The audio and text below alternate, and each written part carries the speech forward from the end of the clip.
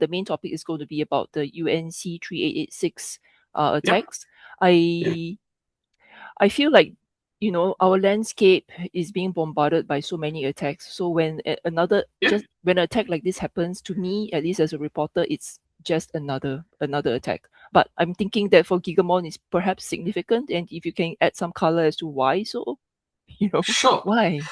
I mean, you can't defend what you can't see, and that's a truism. I have this game I play when I go into a talk where I'm going to talk about the need to build visibility into architectures, and you might think, oh, every security architecture, every modern enterprise security architecture has visibility.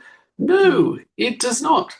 Most enterprise network architectures, be that physical, container, cloud, virtual, they do not have strong inbuilt visibility mechanisms. They're designed to get data from one system to another, not to allow security to look at that data to do an assessment of whether it's good.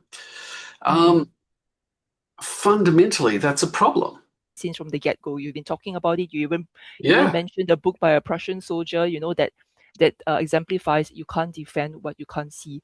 But in Yes. practice, how are deep observability and advanced visibility platforms changing the way organizations identify, contain, and prevent re-entry from actors like UNC 3886 once they're already Yeah. inside?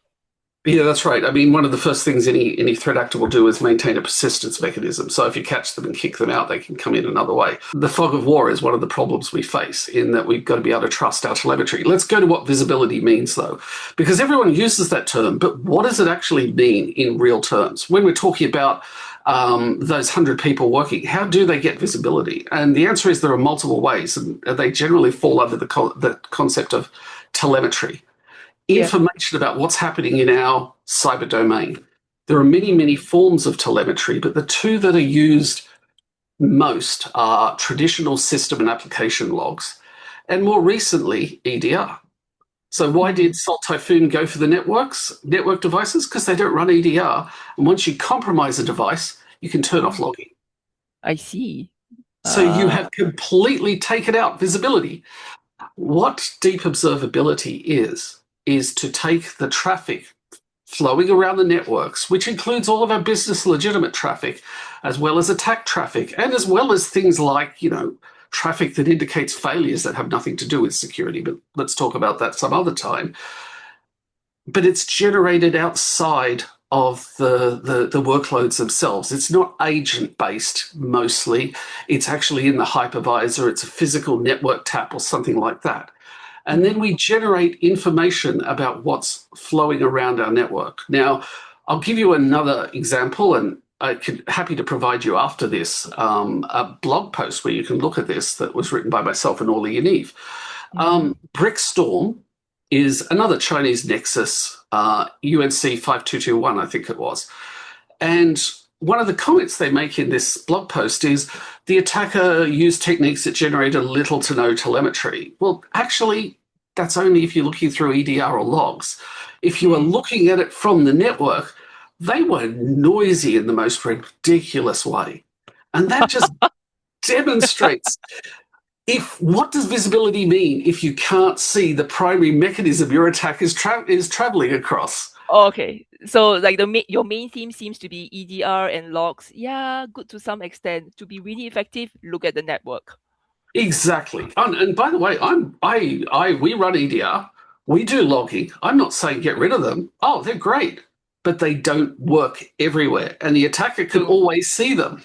yeah, With deep okay. observability, it can be Okay. covert. The attacker can't even tell the tap's there, and you can Okay. see everything they do.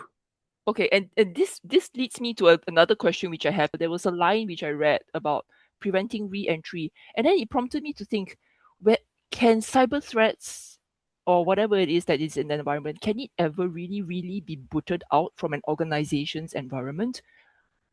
No, we've got the assumption of compromise as really this is something. These are one of those terms that people in InfoSec love to use, but they don't seem to take them to heart. They don't seem to process them logically. The reality is that it is almost impossible to keep attackers out. It's our attack surface is huge.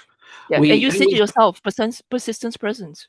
right? Yeah, Persistent. That yeah. means they're always there. They could probably never Yeah. ever be booted out.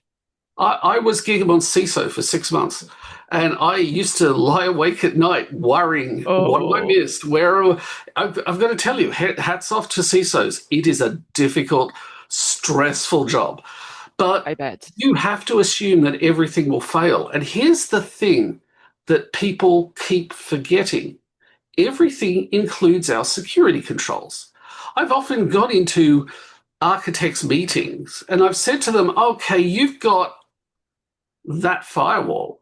What if that firewall was compromised? Oh, you've got this DLP solution. What if it's compromised? And they don't seem to be considering that the very security controls that they have deployed are actually Exactly. compromisable. We need to Exactly. assume that Yes. even they will be compromised. We need to ask ourselves, what Mm-hmm. happens then? How protected are we if we lose this tool? And that's Okay. why doing deep observability and logs and EDR and whatever else we can do, all fed into a data lake, is what a modern security architecture looks like. Okay. Do you sleep better at night now? Yeah, since we had the CISO, yep, definitely. It's his problem now. I'm happy. Congratulations. Okay. Thank you.